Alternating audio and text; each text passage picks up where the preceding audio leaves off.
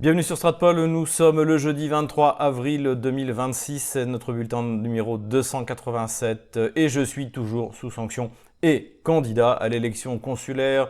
Je rappelle que pour les Français, les Français de Moscou, notre premier meeting aura lieu ce vendredi, c'est-à-dire demain où je tourne cette vidéo, à Moscou, juste à côté de la chambre de commerce de l'église Saint-Louis des Français et de l'école française. Voilà, plus de détails en description de cette vidéo. Je vous attends nombreux, vous Français, qui venez voter pour les délégués consulaires. Voilà, n'hésitez pas à vous abonner à notre partenaire Géopolitique Profonde. Le numéro pour cette dernière semaine du mois d'avril concerne l'affaire Epstein, affaire importante s'il en est.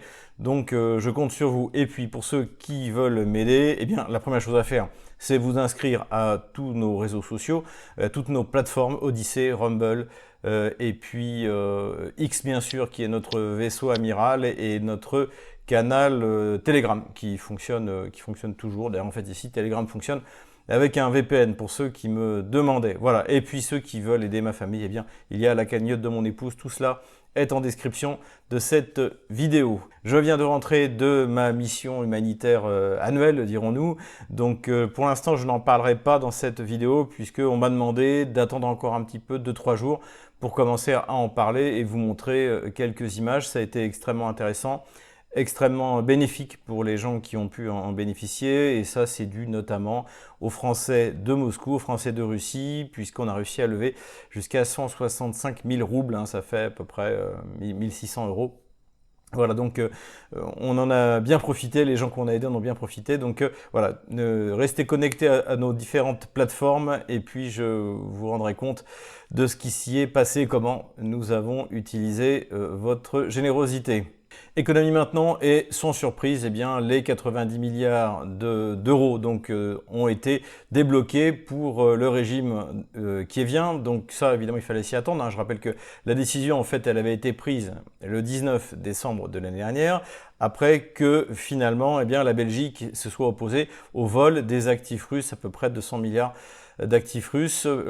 Ça n'a pas été accepté par la Belgique. D'autres pays de toute manière ne voulaient pas parce que ça remettait trop en cause la crédibilité de la zone euro. Donc il a fallu trouver une solution. Et cette solution, ça a été de décider d'un prêt de 90 milliards. Donc c'est 30 milliards pour subvenir aux besoins de l'Ukraine et 60 milliards pour financer ceux qui ont donné des armements à l'Ukraine ou qui vont en fabriquer. On va voir, ça c'est quelque chose aussi qui est important, c'est que l'un des moteurs vraisemblablement de l'aide de l'Union européenne vis-à-vis de l'Ukraine, ce sont les complexes militaro-industriels et principalement le complexe militaro-industriel allemand. Donc cette aide, elle devait arriver quoi qu'il arrive, ou du moins en partie, parce que sinon la guerre s'arrêtait. La guerre s'arrêtait au mois de juin si jamais il n'y avait pas eu cette aide.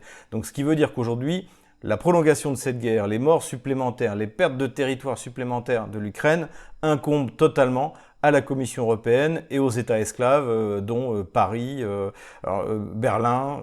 Voilà. Donc ça, c'est quelque chose qu'il faut quand même souligner. Sans cette aide, la guerre se serait terminée dans 1 ou 2 mois, Kiev ne pouvant faire place à ces dépenses somptuaires.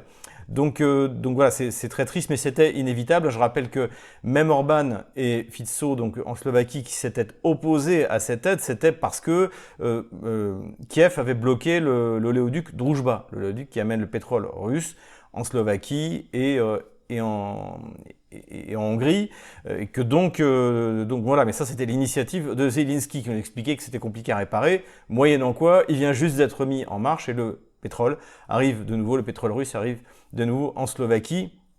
Donc quoi qu'il arrive, Zelensky aurait dû relancer cet oléoduc, même si Orban avait été réélu. On le savait, encore une fois, Orban et Fico ont simplement exigé ainsi que la Tchéquie, si je me souviens bien, qu'ils ne soient pas contributeurs à cette gabegie, donc à ces 90 milliards dont en fait on ne sait pas exactement combien vont être donnés à l'Ukraine.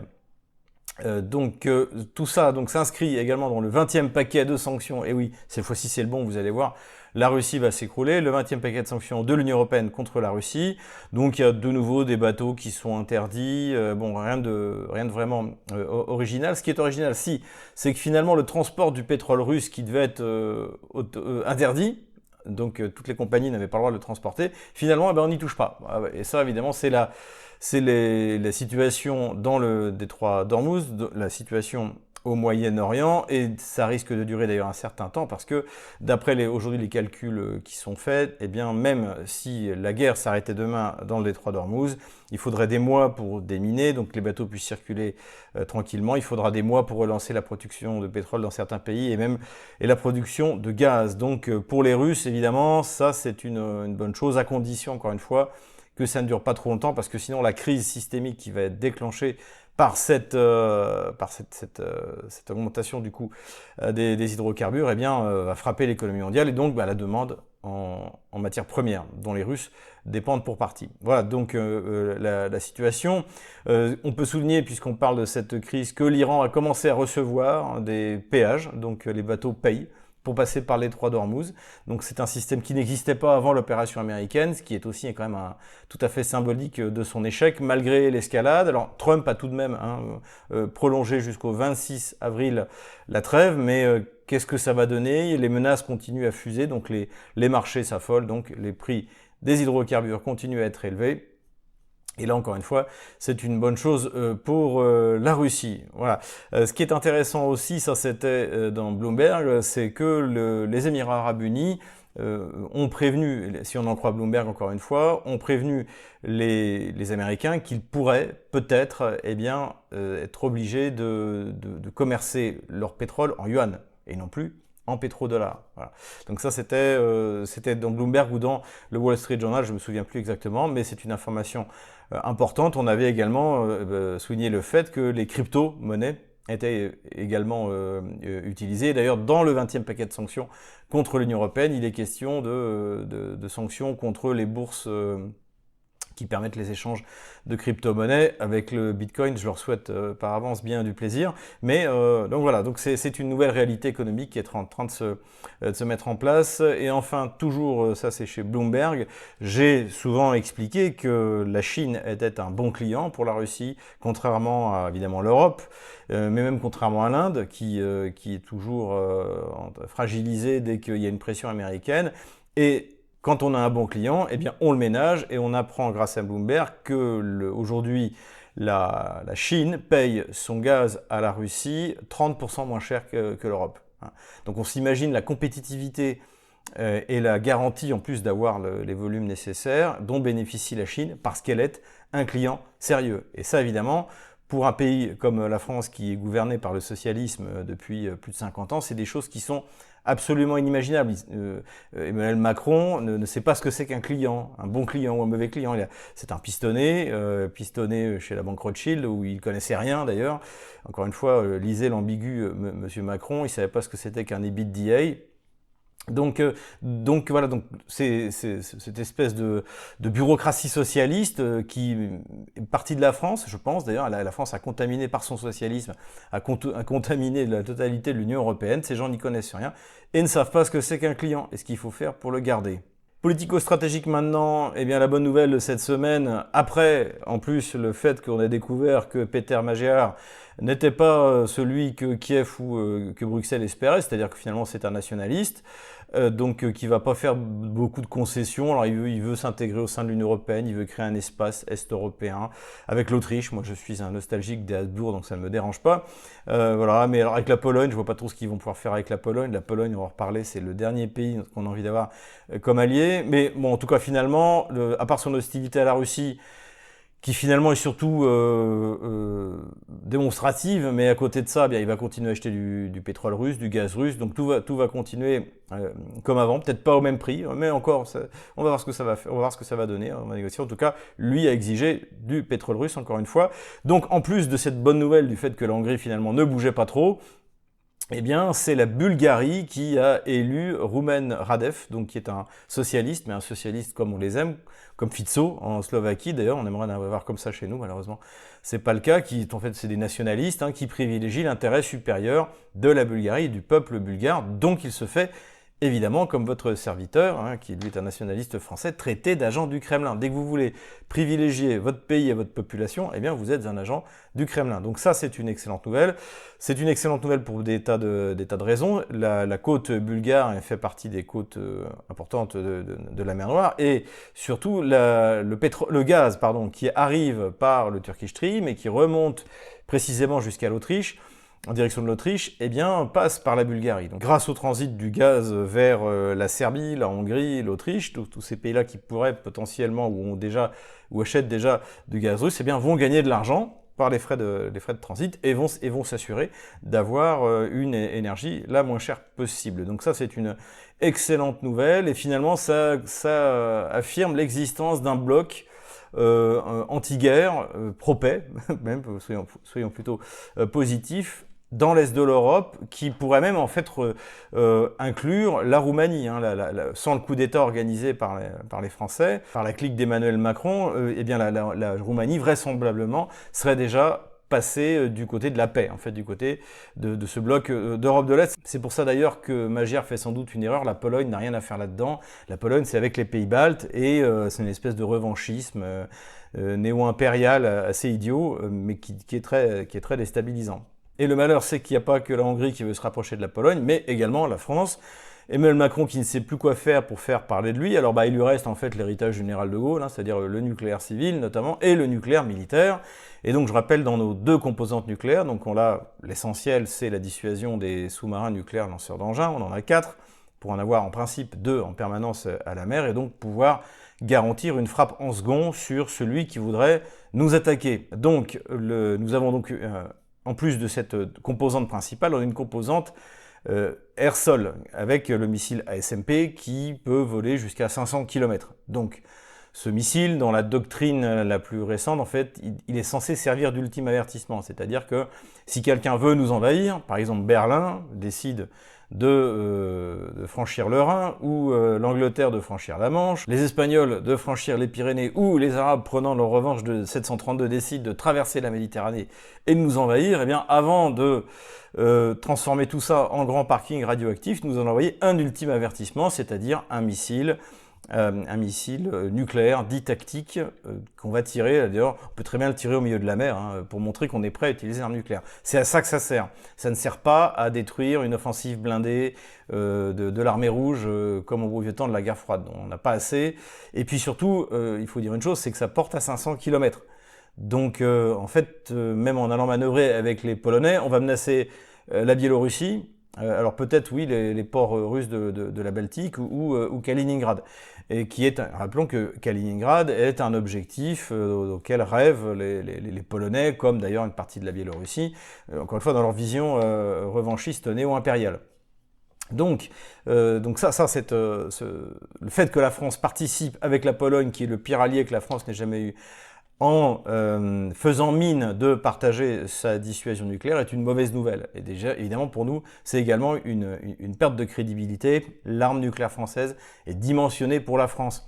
Et on ne va pas se mettre en danger avec un pays belliqueux qui veut prendre sa revanche contre la Russie. C'est finalement renouveler ce qu'on avait malheureusement fait en 1938, c'est-à-dire qu'on avait laissé la Pologne se partager la Tchécoslovaquie avec l'Allemagne, et pour finir, la Pologne, qui pensait avoir bien joué, s'est faite envahir par l'Allemagne. Et nous, on est rentré en guerre à cause de ce pays qui, le premier, s'est jeté dans les bras d'Hitler dès 1934. Donc la Pologne est un mauvais allié, elle doit changer sa classe dirigeante, les Polonais doivent réagir, changer sa classe dirigeante, puisque finalement, les gens raisonnables, on les trouve ni à droite dans le PiS, ni dans la coalition de gauche aujourd'hui, au pouvoir. Voilà. Donc, heureusement, les Russes sont patients, donc ils vont voir nos avions voler avec un missile ASMP, et puis ils vont mettre leurs forces en alerte. Mais Macron aurait été content, il aura de nouveau joué aux petits soldats.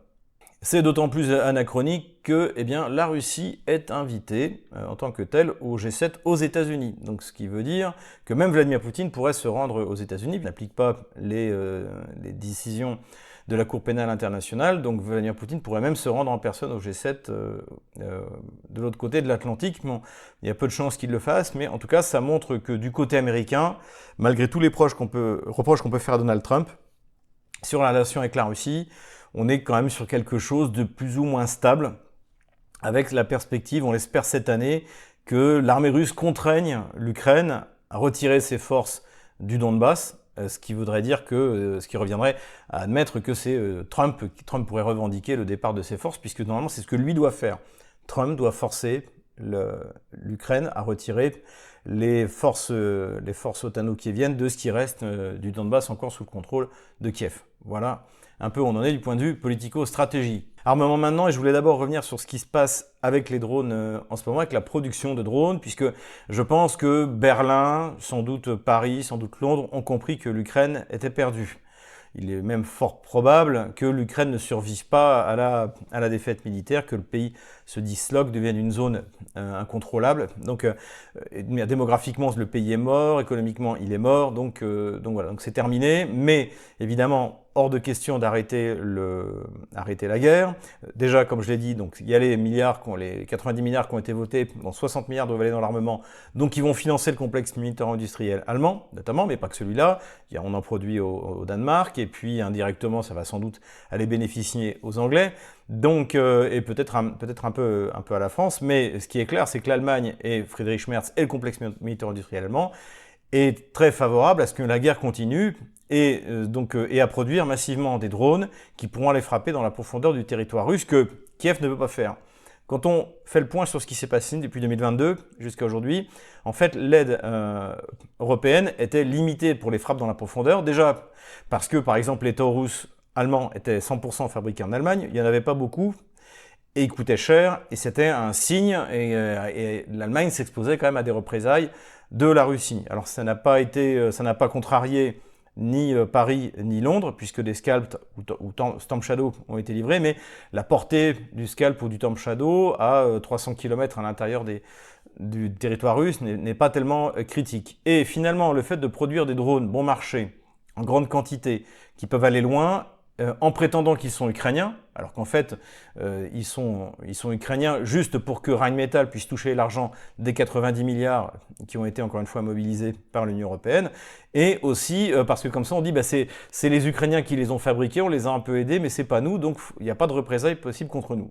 Là, on ne sait pas ce que les Russes vont faire. Hein. Encore une fois, la dernière fois j'en ai parlé, ils ont désigné les usines qui produisent du matériel, et on sait que l'usine israélienne a déjà été frappée par l'Iran. Donc est-ce que les Russes vont créer un mouvement de libération ukrainien antifasciste sur le territoire européen qui va faire sauter les usines? Est-ce qu'ils vont ouvertement frapper, ce qui sera une escalade extrêmement grave? Tout ça n'est pas très clair. On peut d'ailleurs estimer que le fait que la Russie ait annoncé qu'à partir du 1er mai, elle ne livrerait plus de pétrole c'est Rosneft qui livrait du pétrole à l'Allemagne, alors que c'est 90% de la consommation de la ville de Berlin, je crois, eh bien c'est une représaille pour cette Allemagne belliciste, qui renie avec son bellicisme, je dirais, traditionnel, l'Allemagne prussienne.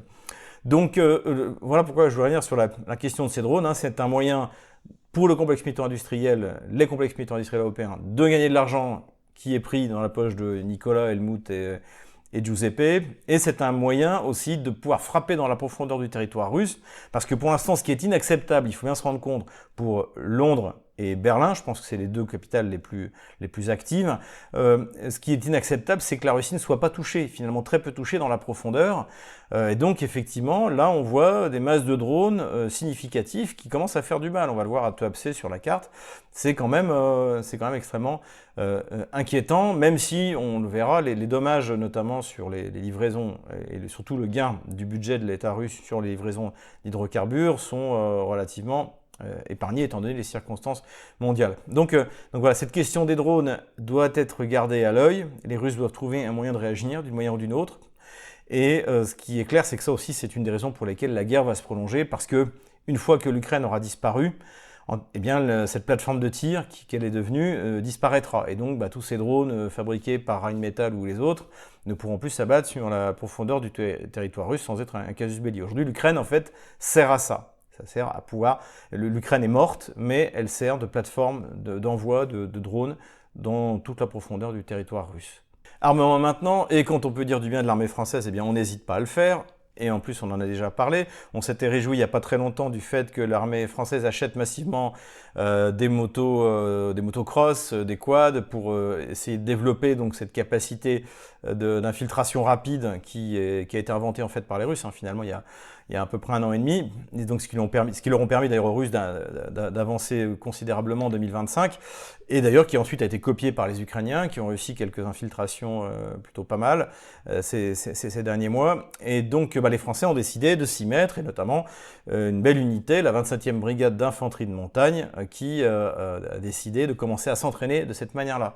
Fini les sections de combat, fini les compagnies de combat. Désormais, eh bien, on va manœuvrer au niveau d'une toute petite unité, entre 3 et 5 soldats d'infanterie qui seront sur des motos, qui vont en fait copier ce que font les Russes, et pourquoi pas améliorer. Hein.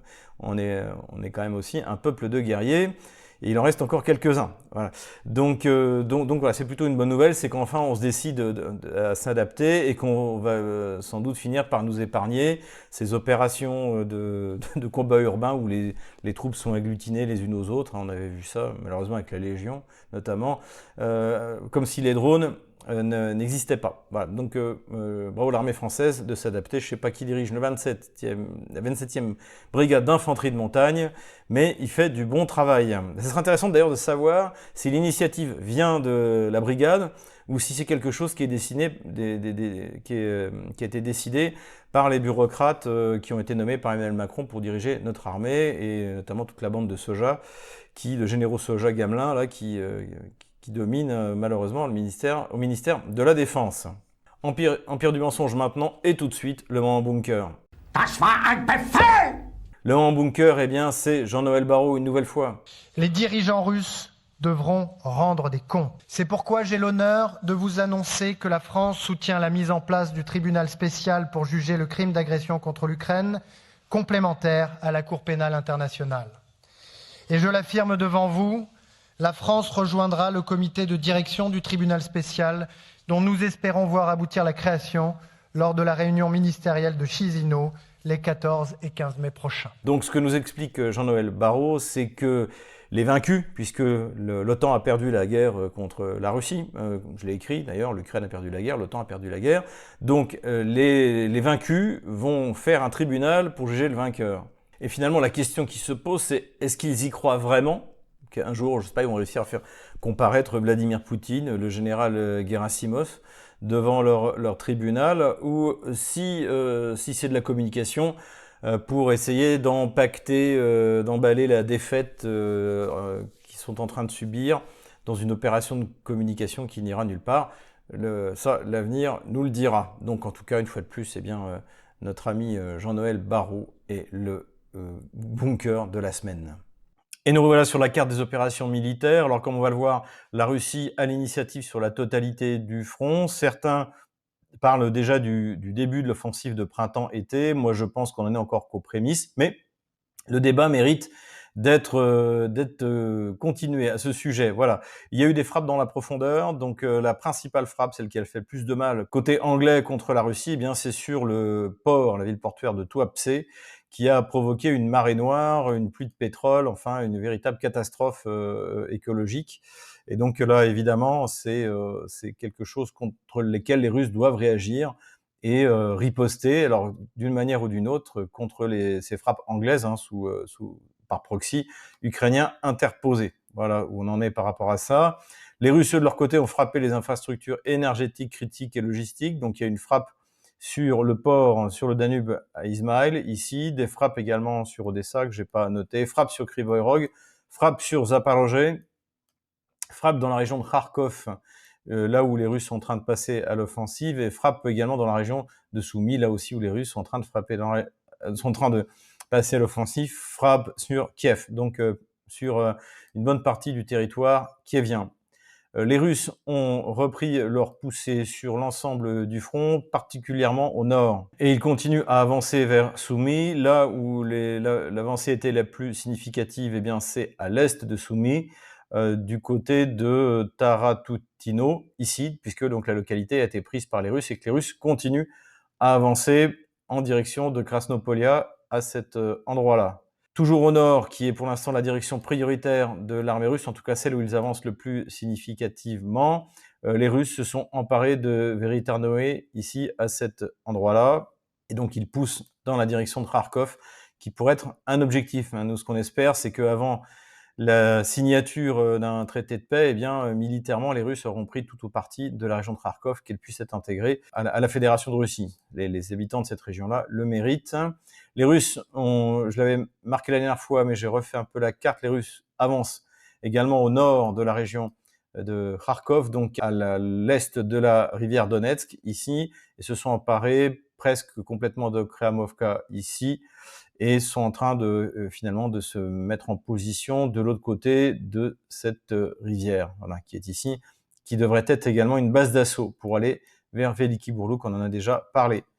D'après les renseignements qu'on a, les Ukrainiens auraient évacué Kupiansk. C'est pas confirmé, donc on va être extrêmement prudent. Sans doute parce que, eh bien, il faut envoyer des renforts au nord, là où les Russes attaquent. Donc, on a vu dans pas mal de vidéos avec le drapeau russe un peu partout dans la ville. C'est pas encore confirmé, donc pour l'instant, je touche pas la ligne de front, mais c'est fort possible que ce soit le cas. De la même manière, pas encore confirmé que l'est de la rivière Oskol a été complètement nettoyé des unités otano-kieviennes. C'est pas confirmé. Là où les Russes font une bonne pression, c'est du côté de Rai Alexandrovka. Je rappelle, Rai Alexandrovka, c'est une localité en hauteur qui doit être prise avant de déferler vers Slaviansk. Donc ça, ce serait une excellente chose. Et donc les Russes ont déjà commencé les combats à l'extrémité est de Rai Alexandrovka. Donc c'est une très bonne nouvelle. Et ils avanceraient également du côté donc du canal Donbass-Donetsk, à cet endroit-là. Les combats continuent du côté de Konstantinovka. La ville est en train d'être rasée un peu sur le modèle d'Avdiivka, mais les Russes continuent à avancer. Les combats continuent en direction de Dobropila, mais rien de particulièrement notable dans le changement de la ligne de front. Plus au sud, maintenant, les Russes, petit à petit, récupèrent les localités qui avaient été prises par Kiev, ou en tout cas, Kiev avait fait semblant de prendre en envoyant ses unités d'infiltration. On se souvient, c'était la contre-offensive au début de cette année. Donc là, les Russes continuent à reprendre petit à petit les localités. Stepovo, notamment, a été récupéré. Et les Russes sont en train d'accentuer leur poussée vers Zaporozhye, vers l'ouest, là. Donc ils ont pénétré à l'intérieur de cette localité-là, vers Knea Tersa, à cet endroit-là, qui, si la localité est prise, on le voit bien, permettrait une avancée, un tremplin, plus vers l'ouest, et sans dote de prendre Vozdvizhenka à cet endroit-là, qui est là aussi une localité extrêmement importante, pour finaliser l'énorme chaudron potentiel qui pourrait être fait autour de la ville d'Orekhovo, à cet endroit-là. Voilà, j'enlève la ligne de front de la semaine dernière. Voilà où nous en sommes au jeudi 23 avril 2026. Voilà, j'espère que cette vidéo vous a plu. Restez connectés, inscrivez-vous à nos plateformes, inscrivez-vous à nos réseaux sociaux, X, Telegram. Ceux qui veulent aider ma famille, eh bien, il y a la cagnotte de mon épouse. Et puis, alors je donne aux Français, je leur donne rendez-vous ce vendredi, donc à partir de 19h. Allez voir en description de cette vidéo pour voir où ça se trouve. En tout cas, les nouvelles sur le front sont très bonnes, les nouvelles économiques sont excellentes, les nouvelles diplomatiques sont aussi très bonnes, donc tenez bon, courage, on les aura.